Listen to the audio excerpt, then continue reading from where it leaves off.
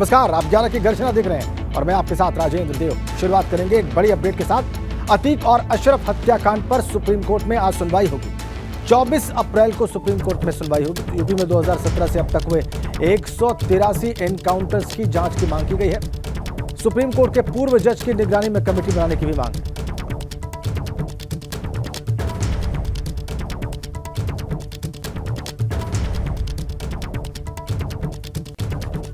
तो supreme court में सुनवाई होगी 24 अप्रैल को अतीक और अशरफ हत्याकांड पर। इसके अलावा उत्तर प्रदेश में 2017 से जो अब तक 183 एनकाउंटर्स किए गए हैं, उसकी जांच की मांग की गई है याचिकाकर्ता के द्वारा। सुप्रीम कोर्ट के पूर्व जज की निगरानी में एक कमेटी बनाने की भी मांग की गई है इस बाबत। और यह याचिका है वकील विशाल तिवारी की। कल इन्होंने याचिका दाखिल की थी। अब तारीख मुकर्रर हो गई है। 24 अप्रैल को सुप्रीम कोर्ट में अतीक और अशरफ हत्याकांड मामले की सुनवाई होगी। साथ साथ संभव है कि जो 183 एनकाउंटर्स की जांच की मांग की जा रही है याचिकाकर्ता वकील विशाल तिवारी के द्वारा, उस पर भी सुप्रीम कोर्ट सुनवाई करे। लेकिन अतीक और अशरफ का जो हत्या हुई पुलिस कस्टडी में, वही है मुख्य मांग और उस पर सुनवाई की तारीख तय हो गई है और वो तारीख है 24 अप्रैल। सुप्रीम कोर्ट में 24 अप्रैल को इस पर सुनवाई होगी। ज्यादा जानकारी देंगे हमारे संवाददाता अविनाश तिवारी कि क्या तय हुआ है। बताइए अविनाश। देखिए राजेंद्र, अगर बात करें जिस तरीके से अतीक और अशरफ की पुलिस कस्टडी में हत्या हुई है, उसको लेकर के सुप्रीम कोर्ट में वकील विशाल तिवारी ने याचिका दायर की है और आज chief justice of India doctor DY Chandrachud के सामने इसे अर्जेंट हियरिंग के लिए लगाया। इसके बाद चीफ जस्टिस ऑफ इंडिया ने इसकी सुनवाई के लिए तैयार हो गए। उन्होंने साफ तौर पर कहा कि इस पूरे मामले की सुनवाई वो 24 अप्रैल को करेंगे, यानी कि 24 अप्रैल सोमवार का दिन रहेगा जब चीफ जस्टिस ऑफ इंडिया इस पूरे मामले की सुनवाई करेंगे। उत्तर प्रदेश सरकार से भी जवाब पूछेंगे कि आखिर क्यों पुलिस कस्टडी में हत्या हुई और किस तरीके से आगे उत्तर प्रदेश सरकार इस पर बढ़ रही है। इसके साथ साथ अगर बात करें तो याचिका में ये भी मांग की गई है कि उत्तर प्रदेश में 2017 के बाद से जो अब तक एनकाउंटर में 183 लोग मारे गए हैं, उसकी भी जांच की जाए और इस पूरी जांच के लिए एक कमेटी बनाई जाए जिसका नेतृत्व सुप्रीम कोर्ट के रिटायर्ड जज करे। ये मांग की गई है याचिका में, जिसकी सुनवाई अब सुप्रीम कोर्ट में 24 तारीख को होगी, यानी कि सोमवार को जब सुनवाई होगी तो उत्तर प्रदेश सरकार को भी अपना पक्ष रखना होगा तमाम सारे एनकाउंटर्स को लेकर के, और खास तौर से अतीक और अशरफ की जिस तरीके से पुलिस कस्टडी में हत्या हुई है, इसको लेकर के भी अपना जवाब रखना होगा। सुप्रीम कोर्ट अब 24 तारीख को इस पूरे मामले पर सुनवाई करेगा। बहुत धन्यवाद आपका अविनाश इन जानकारियों के लिए। तो तारीख 24 अप्रैल तय की गई है। सुप्रीम कोर्ट में अतीक और अशरफ हत्याकांड पर याचिकाकर्ता वकील विशाल तिवारी की याचिका पर सुनवाई होगी। मांग की गई है कि पूर्व जज की अध्यक्षता में उनकी निगरानी में कमेटी का गठन हो जो इस सारे प्रकरण की जांच करे। इसके अलावा मांग यह भी है कि 2017 से अब तक जो 183 एनकाउंटर उत्तर प्रदेश में हुए हैं, उसकी भी जांच की जाए।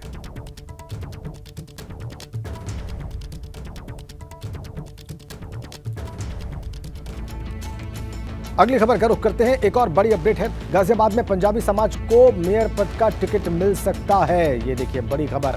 भाजपा से मेयर पद के लिए शशि अरोड़ा का नाम सबसे आगे बताया जाता है। वर्तमान मेयर आशा शर्मा भी दौर में है, लेकिन खबर है कि उनका टिकट कट सकता है। यशोदा हॉस्पिटल नेहरू नगर की मालिक हैं शशि अरोड़ा और पार्टी के बड़े नेताओं से यशोदा हॉस्पिटल के अच्छे संबंध हैं।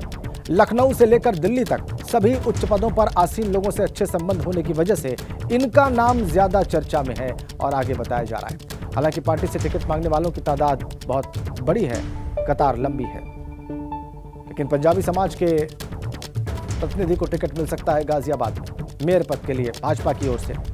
नाम शशि अरोड़ा सबसे आगे बताया जाता है। वर्तमान मेयर आशा शर्मा भी इस दौर में हैं, लेकिन चूंकि काफी टिकट कटे हैं पहले फेज के लिए हमने देखा है, इसलिए इस बात की आशंका है कि उनको टिकट दोबारा न दिया जाए।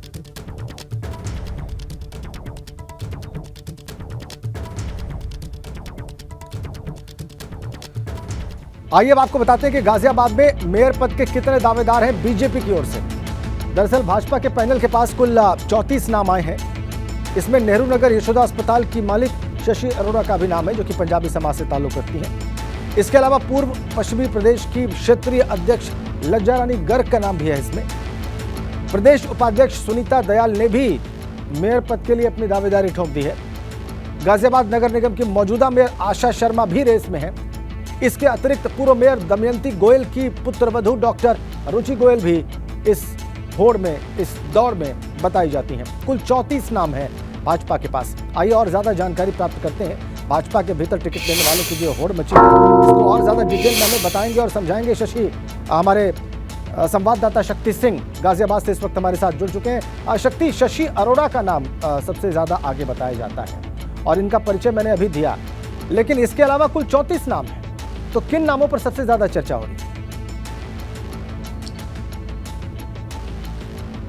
ये देखिए राजेंद्र जी, अगर बात की जाए नामों की, तो नामों की यहाँ जो लिस्ट है वो बहुत लंबी है और एक से एक दिग्गज जो इस मैदान में कूद गए हैं और उनकी धर्म पत्नियां, उनके नाम आगे बढ़ चुके हैं। वहीं अगर बात की जाए अगर चर्चाओं की, तो चर्चाओं में यह है कि पंजाबी समाज को भी टिकट मिल सकता है, यानी कि पंजाबी समाज में शशि अरोड़ा आती हैं। तो शशि अरोड़ा क्योंकि यशोदा नेहरू नगर अस्पताल की सर्वे सर्वा हैं और वहाँ पर जो उनके संबंध बताए जाते हैं, संबंध काफ़ी उच्च जो नेता है बीजेपी पार्टी के, उनसे हैं। वहीं सुनीता दयाल एक ऐसा नाम है जो कि प्रदेश उपाध्यक्ष इस समय मौजूदा हैं और उनका नाम भी सबसे तेजी से आगे चल रहा है। हालांकि ये भी बताया जा रहा है कि अंदर खाने जो यहाँ के जो लोकल नेता हैं या विधायक हैं, वो नहीं चाहते कि सुनीता दयाल का नाम आगे आए। वहीं अगर बात की जाए आशा शर्मा, तो आशा शर्मा का भी नाम है, लेकिन आशा शर्मा का नाम कट सकता है क्योंकि रिपीट कहीं नहीं किया गया। अगर पहले चरण की बात की जाए तो सिर्फ एक मुरादाबाद में ही एक रिपीट जो टिकट किया गया है, जो पार्टी में मौजूदा है, जो पहले भी जिन्हें टिकट मिला था। तो वही अगर बात की जाए पूर्व मेयर दमयंती गोयल की, तो वो एक बहुत ही सभ्य यहाँ की मेयर रही है और अच्छी मेयर रही हैं। तो उनकी जो पुत्र वधू हैं वो भी पार्टी से जुड़ी हुई है और संघ परिवार है ये। इनके जो पति हैं, जो मयंक गोयल हैं, वो पूर्व क्षेत्रीय उपाध्यक्ष हैं और बीजेपी के सक्रिय कार्यकर्ता, आरएसएस से जुड़ा हुआ ये परिवार है, तो काफी मौजूदा ये भी है। वहीं एक नाम और आया शिखा शर्मा। तो शिखा शर्मा के जो पति हैं तरुण शर्मा, वो तरुण शर्मा की भी जो नजदीकियां उनकी भी काफी हैं। वहीं अगर माना जाए कि इसमें कई नाम ऐसे हैं जो कि अभी आगे चल रहे हैं और पीछे की तरफ आ जा रहे हैं, क्योंकि यहाँ पर जो कार्यकर्ता है या पदाधिकारी हैं, उनकी रेस काफी लंबी है। बताया यही भी जा रहा है कि कोई पैराशूट से भी आ सकता है।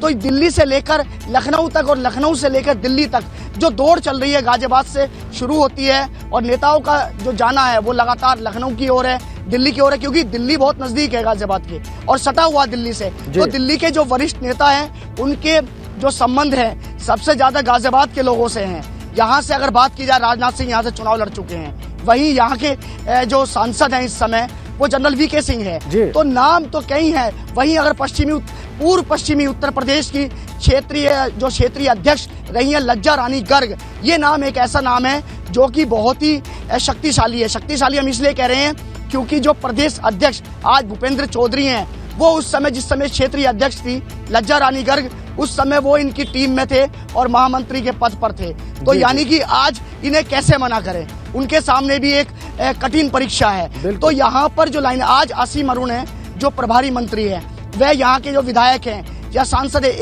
एक टीम होगी, एक टीम में बैठेगी और पैनल के नाम पर डिस्कशन होगा और उन्हीं नामों को फिर आगे की तरफ भेजा जाएगा, लखनऊ भेजा जाएगा, लखनऊ से दिल्ली की तरफ भेजा जाएगा।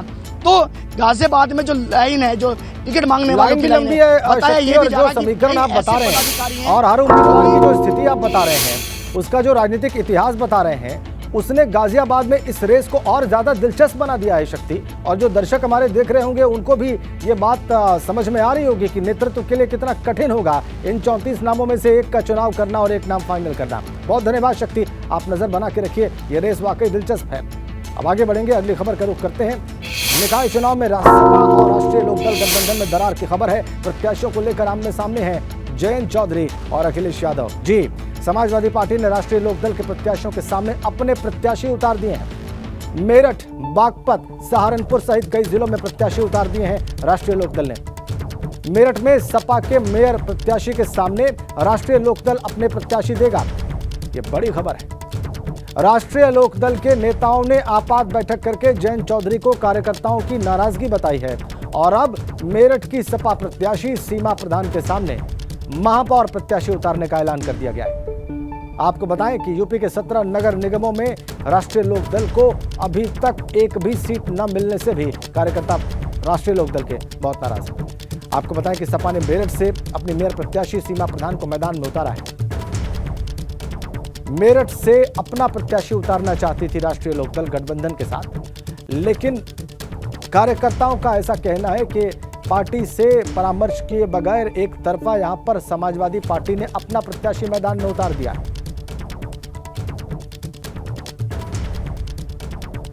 आइए अब आपको बताते हैं कि पश्चिम में गठबंधन का यह युद्ध कैसे चल रहा है। इसका पहला कारण है मेरठ महापौर की सीट। जी, ये सीट उस पर अपना प्रत्याशी राष्ट्रीय लोकदल उतारना चाहती थी, लेकिन समाजवादी पार्टी ने सीमा प्रधान को अपना प्रत्याशी घोषित कर दिया। अतुल प्रधान की पत्नी है, विधायक है ये सपा की। सीमा प्रधान को प्रत्याशी बनाने से राष्ट्रीय लोकदल बहुत नाराज है।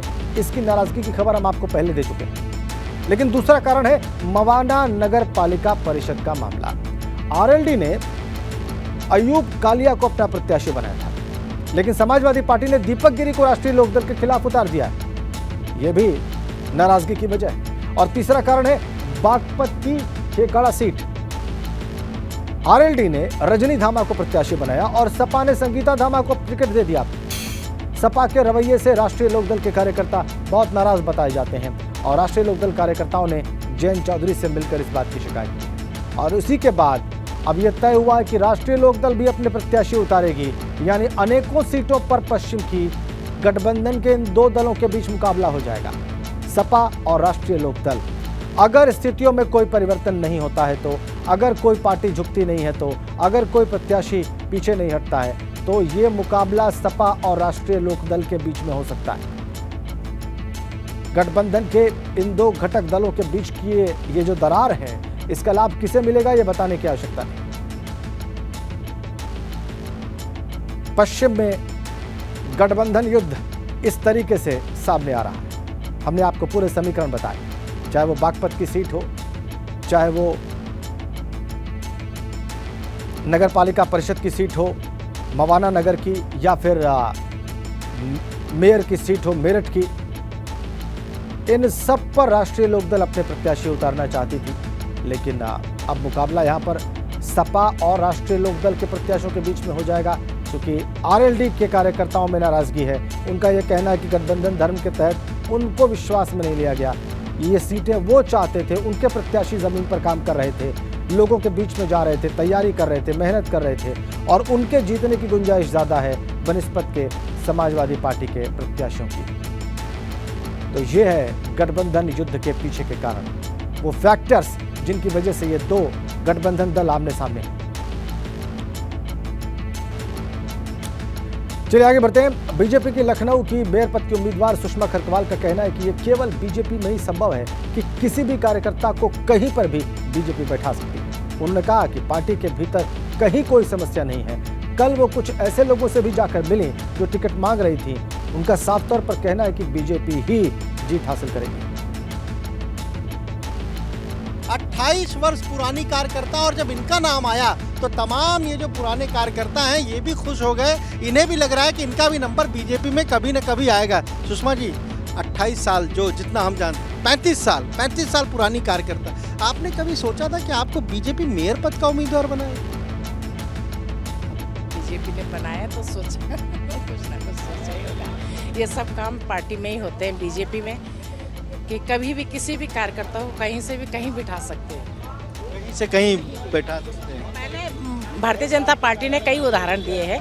एकदम भारतीय जनता पार्टी में धन बल नहीं होता है, वहाँ कार्यकर्ता होता है, निष्ठा से होता है, तो कहीं ना कहीं उसको सम्मान मिलता है। आप इससे पहले पार्षद का चुनाव लड़ी, लेकिन वहाँ सफलता नहीं मिली। इस बार बहुत बड़ा चुनाव है ये, लखनऊ मेयर का टिकट आपको बीजेपी ने दिया है, लेकिन तमाम लोग ऐसे जो और भी टिकट मांग रहे थे। ऐसा तो नहीं कहीं कोई दिक्कत होगी, समस्या होगी? नहीं, मुझे तो नहीं लगता कहीं कोई दिक्कत होगी।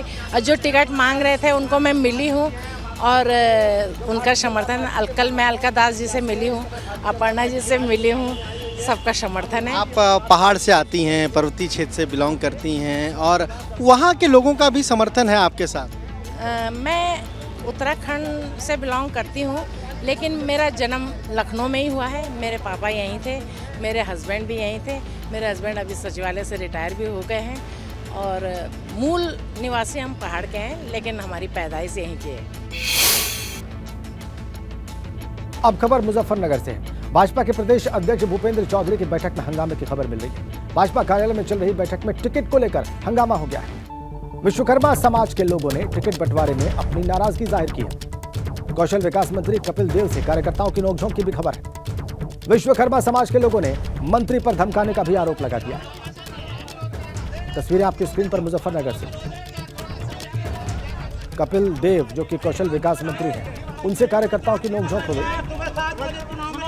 विश्वकर्मा समाज के लोगों ने धक्का-मुक्की की।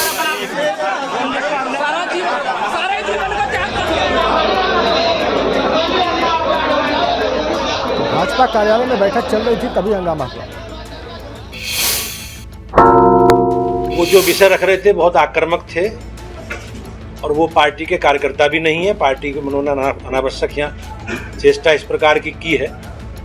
भारतीय जनता पार्टी जैसा अनुशासित संगठन और अपने विचार पर काम करने वाले लोग, हम अपने कार्यकर्ता भाइयों बहनों के प्रति सबके मन में आदर सम्मान, और उन्हें शांति से और शालीनता से अपनी बात कहनी चाहिए थी, वो नहीं कह पाए। लेकिन सबको लेकर साथ चलने का संकल्प भाजपा का है, उसे लेकर हम लोग आगे बढ़ते हैं। आगे बढ़ते हैं। जालौन से खबर है, हत्या के आरोपी ने पूछताछ के दौरान पिस्तौल तान दी। पुलिस की जवाबी फायरिंग में आरोपी को गोली लगी है। आरोपी ने छात्रा की गोली मारकर हत्या की थी और पुलिस की गोली से घायल हुआ है हत्या का आरोपी। जालौन से खबर, हत्या के आरोपी ने पूछताछ के दौरान एसएचओ पर ही पिस्तौल तान दी। पुलिस को जवाबी फायरिंग करनी पड़ी और आरोपी को गोली लगी।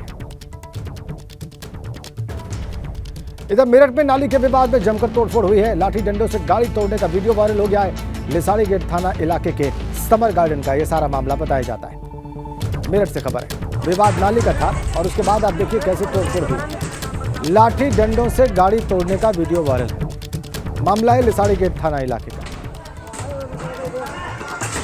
ये नाली का विवाद था जिसमें गाड़ियां तोड़ दी गई। नाली के विवाद में जो लोग इन्वॉल्व थे, आप जरा उनका गुस्सा देखिए। उन्होंने गाड़ियां ही तोड़ डाली लाठी डंडों के साथ। मेरठ से खबर है, लिसाड़ी गेट थाना इलाका समर गार्डन, जहां पर ये गाड़ियां तोड़ी जा रही हैं। जमकर गाड़ियों में तोड़फोड़ की है इन लोगों ने।